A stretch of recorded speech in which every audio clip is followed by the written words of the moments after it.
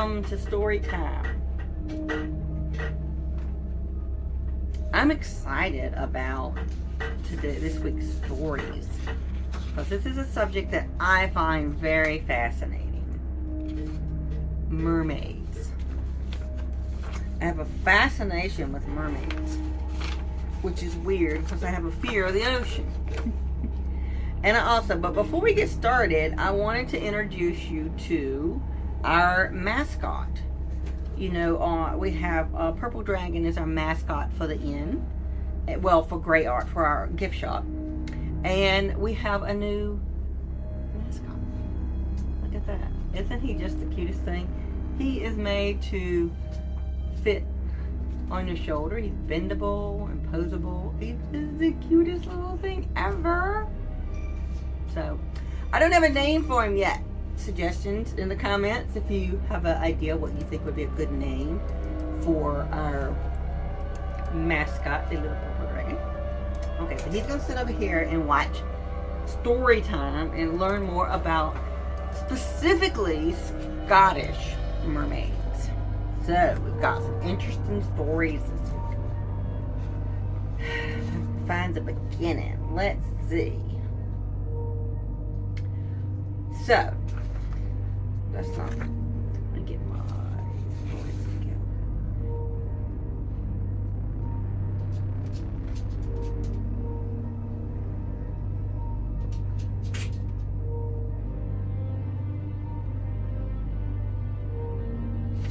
Oh, I forgot. I've got it printed on both sides of the paper.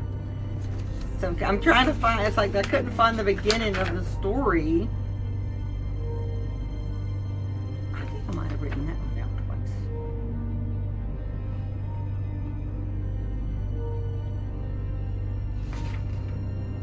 twice. Okay, we are going to pause. Alright, the first story. And I hope I don't have more than one on page. I mean, some on there twice. Hopefully catch it. In the grounds of Dolan. I can't see these names. I'm from North Carolina. An old house that stood on the water of Greervan in Ayrshire. There was a large black stone that a mermaid would come and sit on every day, combing her hair and singing for hours on end. And this is something you hear a lot of mermaid lore, is that they sit on rocks and comb their hair. A lot of people try to explain away the myths as in, you know, seals, because seals like to sit and bask on rocks. But they ain't combing no hair. They don't have hair. So I don't see how that could be misconstrued, because mermaid lore usually involves having hair. Okay, so the lady of Dolan disliked the mermaid because her singing kept her baby awake. So she ordered the servants to break the black stone.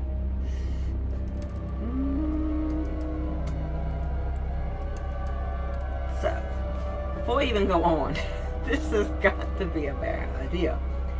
Because whether mermaids are part of the fae folk, nature spirits, or what, or any of those kind of things, they are connected to natural things. Like, you don't cut down a druid, a dryad's tree, and you shouldn't destroy a mermaid's rock. You don't plow under an elf grove or a fairy mound. You know, you don't do that. It's always bad. Something bad always comes of this stuff.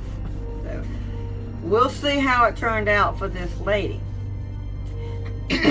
So when the mermaid arrived the following day, she flew into a rage when she realized that there was nowhere for her to sit. And then she sang, "Ye may think on your cradle, I think on my stang. There will ne'er be an heir to Noctolian again."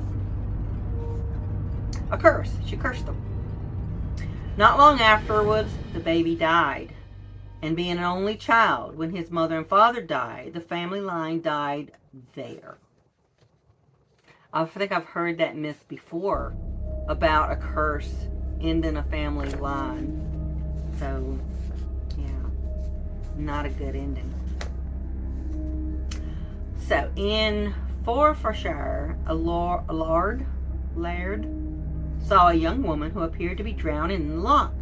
As she struggled in the water, she called, help me, or I'll drown. The laird, how do you say that? L-A-I-R-D. Laird? Lord? Or Lord? I know what it means, but I'm not sure how to say it. The laird ran into the water to save her, but his manservant dragged him back and told him that siren is not a human being, but a mermaid. If you had touched her, she would have hauled you to the depths and drowned you. As he spoke, the sound of laughter rang out across the loch, and the laird turned to see the mermaid swimming away. And most tales of mermaids they're also called sirens.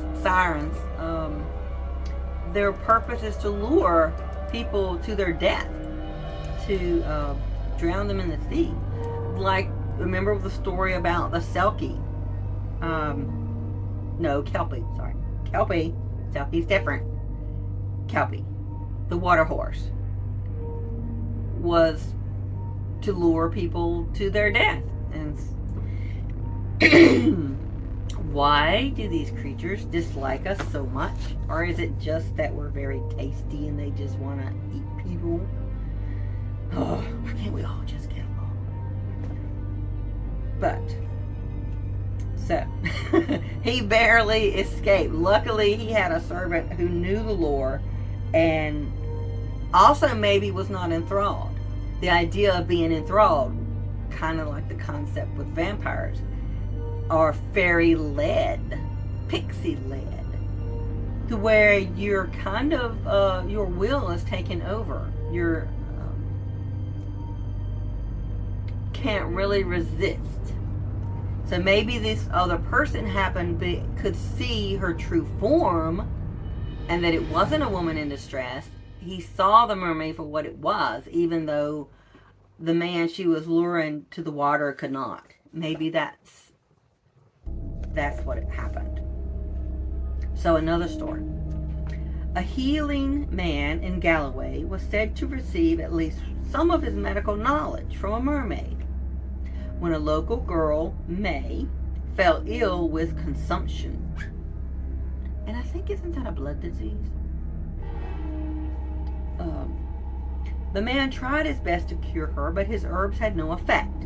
While he sat sorrowing on the shore, a mermaid appeared in the waves and sang to him, would you let Bonnie May die in your hand and leave the mugwort flowering on the land? So the man sprang up and set to gathering the flowers of the mugwort to make a tincture that he gave to May, and she was soon recovered to full health. Isn't that interesting? And that's a very interesting story. That's probably the only story I've ever heard about mermaids actually helping anyone. So that was a very interesting story. Interesting to me. Okay. In some areas of Scotland, the mermaid is considered to be one of the fairy folk, and consequently can grant wishes if you manage to catch one. And I do think they're probably in that category of the good folk. And there was a story goes that a crofter on Jura once saw a mermaid of the waves sitting on a rock. He crept on her and grabbed her, holding her tight as she wiggled in his arms. The mermaid demanded that he let her go, but the man was very strong and refused to loosen his grip until she had granted him 3 wishes. And the same way with the jinn. Why is it 3? Why 3 wishes? If you were able to demand, why not 7? 10? I don't know. What are your wishes? She said. Health, wealth, and prosperity, the man replied. "Your wishes are granted," exclaimed the mermaid. And the man released her. She plunged into the sea and quickly vanished from sight. The man's farm flourished and prospered, and he lived to a ripe old age and never suffered any sickness. So, wow, turned out good for him. I don't see any bad part of that story. Okay. I was waiting for the other shoe to drop. Wow. Okay. So several sightings of mermaids from honest and intelligent people have been recorded over the past few hundred years. Alexander Carmichael gathered several witness accounts for the second volume of his Carmina Gadliaca, published in 1900. I can't say that.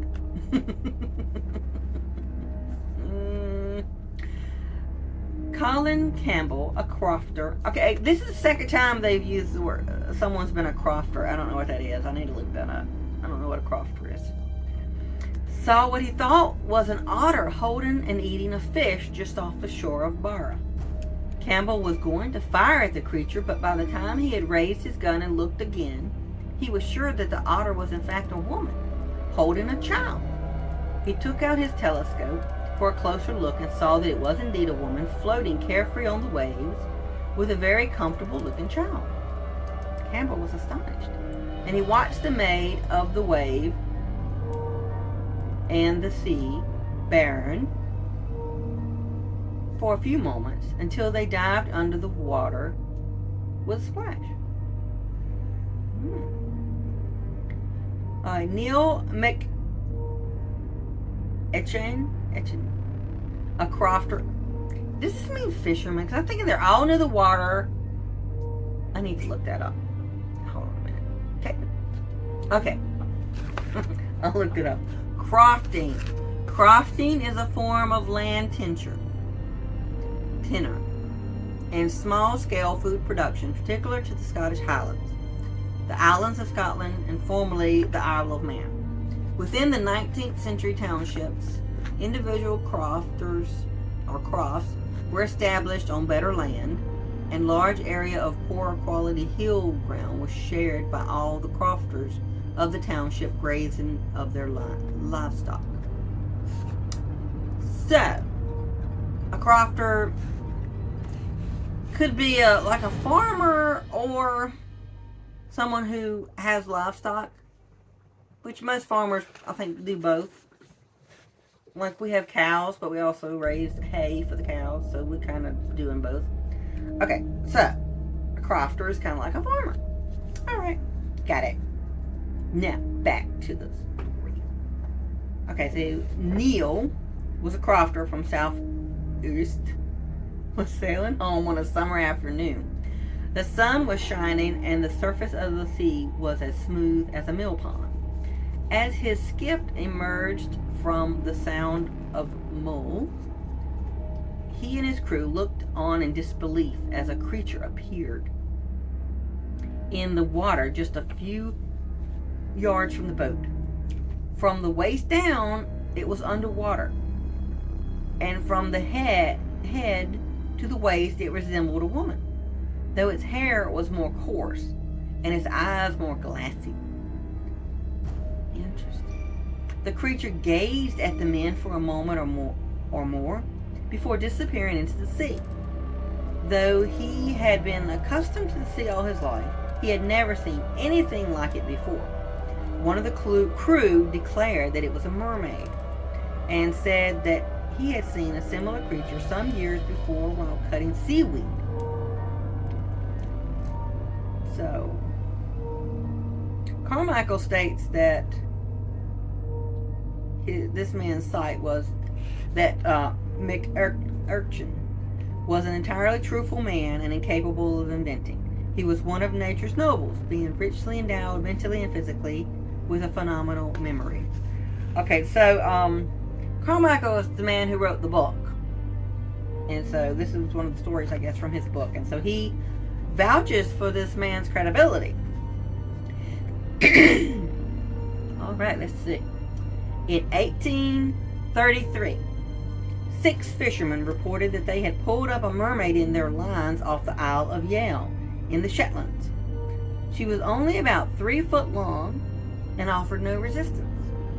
But she moaned pitifully the entire time she was on board. She had stiff bristles on the top of her head that extended down to her shoulders like a crest. And there were no gills, fins, or scales on her body. The fishermen were worried about what their fate might be if they held on to her, so they threw her overboard after a few hours of gulping.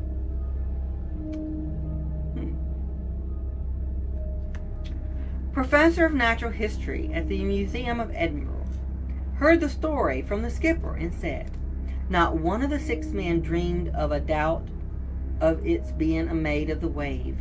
It is quite impossible that 6 Shetland fishermen could commit such a mistake." So again, they are very credible witnesses.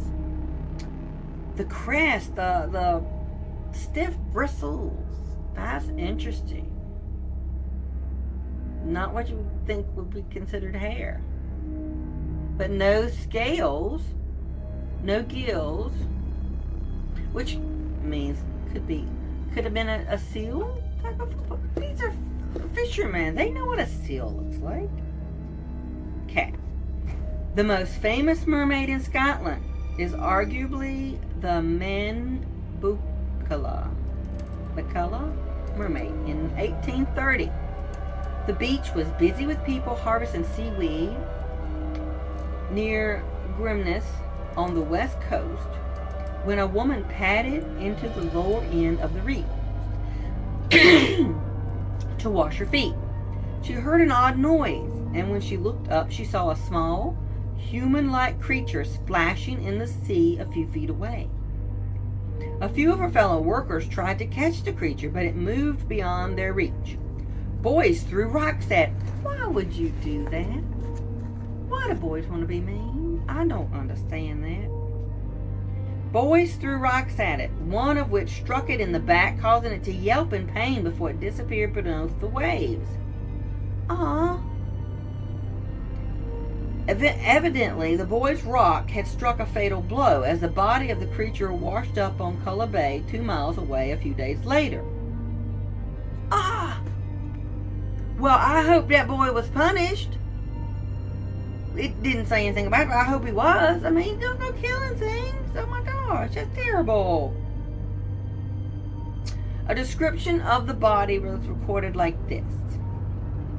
The upper part of the creature was about the size of a well-fed child of 3 or 4 years of age, with abnormally developed breasts. The hair was long, dark, and glossy, while the skin was white, soft, and tender. The lower part of the body was like a salmon, but without scales. Why not just say like a fish? Why a salmon? Is there something different about the shape of a salmon compared to other fish? Do salmons don't have? Do they have scales? That's weird. Okay.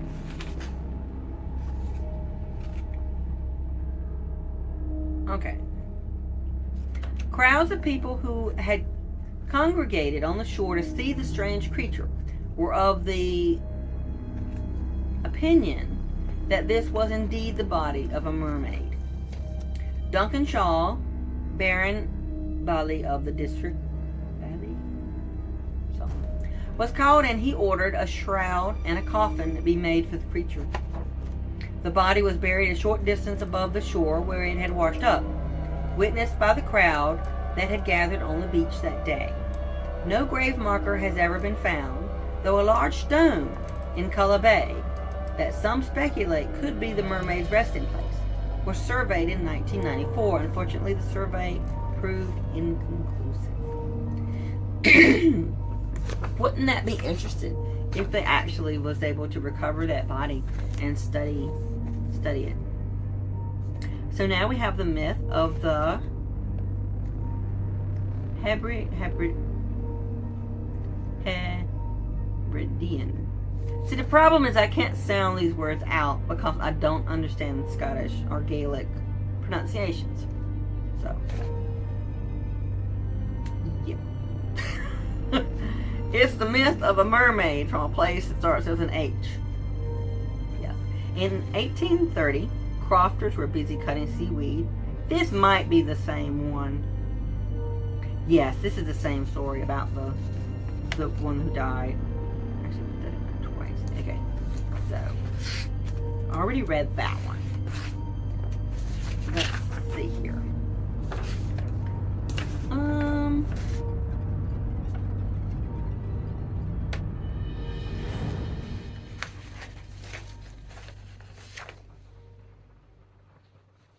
Okay, this says there was an article in Edinburgh Magazine in 1823. And a man the magazine describes as someone who already known to be to the scientific world as an intelligent observer, and therefore his belief was not likely to be founded on unsatisfactory evidence. So again, this is a credible witness. And see, it states that the Scottish mermaid was caught up in some fishermen's nets in the waters around the Isle of Yale, near the Shetland Islands. Now that's two stories from the same area. This is, I think, more detail about the other one.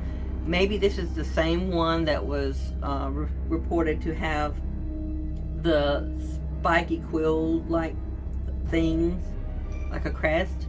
I think this may be the same myth story. As it says, all 6 men were surprised when they pulled up their nets. A strange-looking creature tangled amongst the nettings, described as about 3 foot long. Upper part of the body resembled a human, with protruding breasts like a woman. The face, forehead, and neck short and resembling those of a monkey. Small arms, which were kept folded across its breast. Distinct fingers, not webbed. A few stiff, long bristles were on the top of his head, extending down to the shoulders, and which it could depress or erect at pleasure. That's interesting. Something like a crest. The lower part of the body like a fish, the skin smooth, and of a gray color. There were no fins nor gills on the thing. The tail was like that of a dogfish, and the mouth and lips were very distinct and resembled a human. The creature, well, this is the same story, but this is given a lot more detail about the look of this creature, which is very interesting. The creature offered no resistance and did not try to bite the fishermen as they carefully untangled it from the net and removed a hook that had attached itself to its body. The mermaid's only noise was to utter a low, plaintive sound. The fishermen had this sea creature on board their boat for about 3 hours before they let it go. Evanstone says that the local fishermen widely believed in mermaids and mermen and did not fear them. In fact, the fishermen found them to be a welcome guest. These creatures were only thought dangerous if mistreated. The belief was that if you injured a mermaid, you would never prosper, and if you caught one and let it go unhurt, they would grant you 3 wishes. Usually, the fishermen would wish for good weather and plentiful catches. Mermaids have a history of being spotted in the waters about Scotland, but being observed and handled by 6 fishermen who could all describe it and were all convinced that this was no ordinary sea creature is unusual. And there was a similar tale reported off the Isle of Mull in 1894. Oh, so was this a different? Oh, okay. Wait a minute. Now I think it's going on. So I'm confused about. So are these different tales or the same tale? Okay. All right. This was the 1833 tale. So it says there was another tale similar in 1894. So after that. So I'm not sure if the next one is that tale or not. A group of workmen working in a quarry on a small island near Mull spotted something strange in the sea about 200 yards above the shore. When first seen, it was thought to be a seal. But when the creature raised itself about a foot from the water, the men could tell it wasn't a seal. Some men suggested it was a mermaid. Unlike the fishermen from Yale, these islanders thought the mermaid to be an evil omen. Two younger men got into a rowboat armed with an iron bar 10 foot long, desiring to attack the mermaid. As they approached, the creature dived under the waves and disappeared.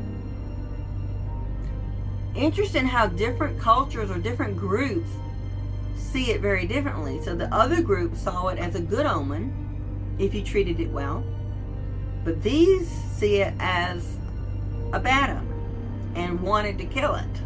It's like, oh my gosh. But this mermaid was seen on the surface of the water for 10 minutes. And one of the witnesses reported that it dived and rose to the surface many times, tossing its red curly hair about its ears every time it appeared.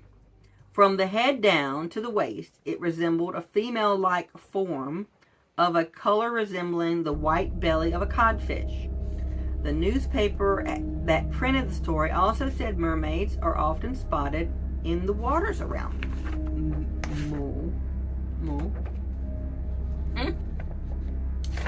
Red curly hair. That's the only one I've heard describing red hair.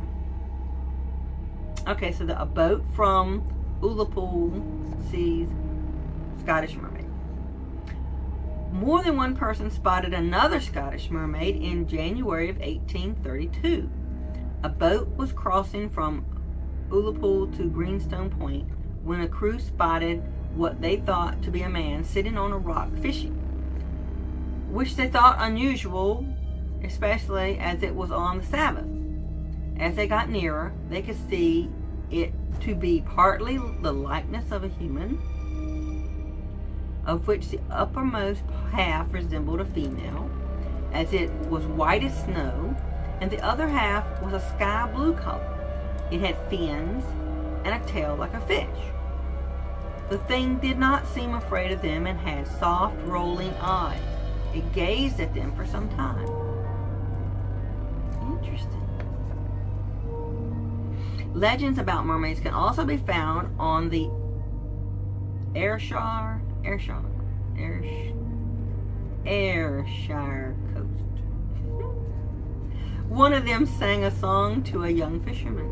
The tune was so sweet that he followed her out to sea and was never seen again. The siren song, you don't follow it. There have been tales where it enthralls a fisherman or a seaman and their crew members who may not have been enthralled or either knew to cover their ears would have to tie the man to the mast pole or something to keep them from diving overboard to go after the mermaid. So, yeah. Another story involved a mermaid sitting on a rock, singing so eerily that it kept the son of the laird of Nagdolian House near Girvan awake. Oh, this is another telling of the story of the curse. When the lady of the house complained, the laird ordered one of his men to smash the rock. When the mermaid returned and saw her boulder destroyed, she stated, "Ye may think on your cradle, I'll think on my stain, and there'll never be an heir to Noctolian again." The child died in an accident soon afterwards, and there was never another heir born in the house again. So that's the same tale, told a little different. This one puts the blame on the man and his wife, not just the woman. So those are some really interesting mermaid tales from Scotland. So me and our little dragon mascot here are glad that you hung out with us for story time, and hope you'll come back, like and subscribe, and we will see you at the book club Wednesday. Bye.